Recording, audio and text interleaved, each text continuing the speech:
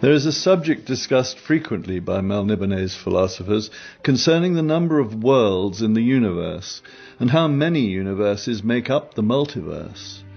Planes is a more common word they employ, since they do not have the notion of worlds as globes. Some believe these can be visited in dreams and reached by the moonbeam roads which run between the worlds.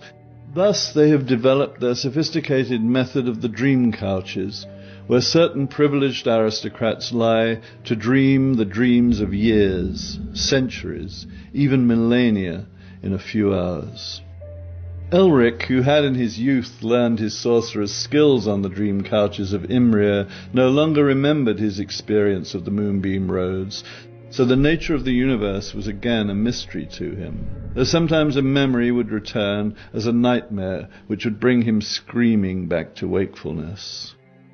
After the events recorded in the first volume of this history, Elric determined to explore the lands which surrounded his own, deeming it a matter of common sense to understand the nature of those who, realistically, were planning the destruction of his world and his family with it.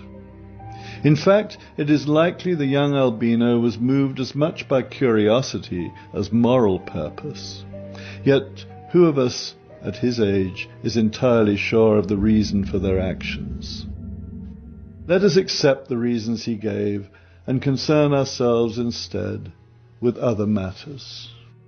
Elric had one recurring dream which disturbed his nights. He dreamed he returned to a Melniboné made even stranger and more bizarre under his cousin Yerkun's rule. Almost nothing was entirely familiar to him. The great towers of Imrir were warped and twisted into a troubling architecture which seemed to reflect the mental states of those gone entirely mad. Unnatural beasts prowled the serpentine streets, and gigantic demonic creatures lolled in the city squares. The palaces had grown huge to accommodate those newcomers, and Melnibonéans were dwarfed to the size of ants in comparison. Where Elric's kinfolk had once lived, now dwelled creatures of cryptic biology, with carapaces encrusted in carbuncular jewels, and organs which throbbed upon the surface of their bodies, with vast, multifaceted eyes which seemed blind and yet looked into worlds no other could see, with a multitude of arms and legs and other limbs whose function was impossible to guess. Bizarre creatures of chaos ran through corridors which had become labyrinths, and in the re-wrought chambers of the towers, Melnibonéans, driven mad by their exposure to these new demons, feasted on unnatural food and pleasured themselves in even stranger ways.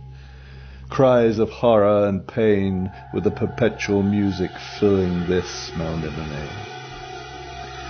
In this dream, Elric made his way to the great throne chamber, where Yerkun, gaunt and crazed, enjoyed intercourse with his demonic allies and lived in a state of perpetual celebration. Clearly he took no delight in Elric's arrival. "Where is your sister?" demanded the albino. "Where is my betrothed?" And Yerkun at last reluctantly sent for her. The woman who came to the throne chamber was only barely recognizable to Elric. She was dressed in heavy clothing encrusted with gold, silver, and platinum. She could barely move, and her eyes were drugged. Little dwarfish creatures carried her train and crept in and out of her clothing, adjusting this, altering that. When she saw Elric, she smiled, and it was a hideous travesty. Clear to Elric that she was under an enchantment. In the dream, Elric led his beloved away from the throne chamber, past ornamental pools where his beloved dragon brothers, the fawn, seemed imprisoned. Once, Flamefang, his closest dragon kin, rose from the coruscating liquid and addressed him. "We are all slaves of chaos now, dear lord. All slaves of this nightmare." But he promised that when Elric and Simoril wished to leave, he would try to carry them on his back to safety. though this stuff which is not water, it corrodes us in such strange ways. Then Elric found himself in a great chamber filled by an enormous bed carved with obscene figures. Simoril spoke to him in an unfamiliar language. Her love-making was that of a stranger. When he did understand her words, he scarcely understood their meaning. Her tongue was thick, as if she had forgotten the high speech of Melniboné. He told me that Arioch had killed you and eaten your sword. And when Elric looked up through the canopy of that strange bed, he saw eyes he recognized. They were the mocking, triumphant, sardonic eyes of Arioch himself. They lay together in that bridal chamber. Some might have considered it ostentatious, some might have found it terrifying. Elric hardly saw the carvings and the decorations, for he was filled with complex premonitions. "We shall be married now you are returned to Melniboné," said Simoril. And on those words, always, Elric would awake, wondering in panic if he should not return at once to Melniboné, break his word and reclaim his throne. He feared that his actions had already produced cosmic reverberations of unprecedented significance. But circumstances led him in other directions. Try as he might, he could not find the way home. And eventually he reconciled himself to the fact that his destiny lay elsewhere, that there were things he must do, things he must learn, before he could ever return. In his wakeful moments, when his sense of reality was restored, he told himself that only by mingling with the people of the young kingdoms would he learn what he needed. But as is often the case when the powerful design to learn the secrets of the powerless, his condescension was resented, his company rejected. Like so many before and after him, he discovered what a distance his power put between himself and those he envied. Envy comprised much of what he felt for people he regarded as less complicated souls, leading simpler lives than his own, and carrying less complex burdens.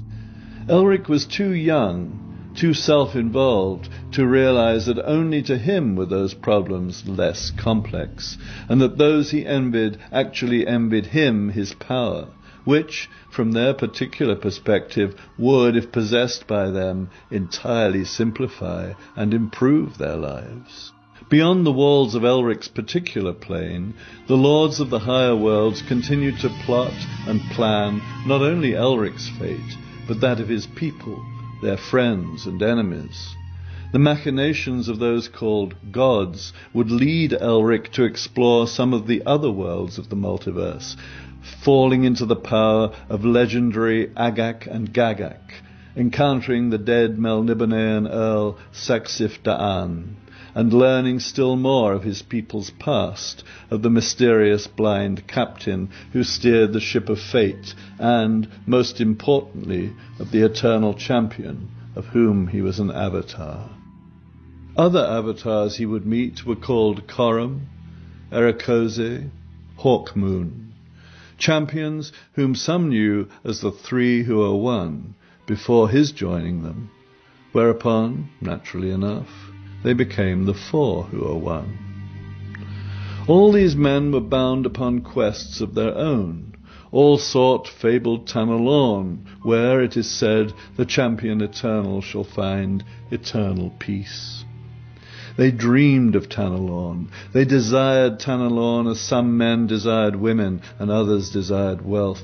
They longed for Tanalorn as a place they had lost, perhaps before they were born, as a place which, like paradise, might not, by definition, exist at all.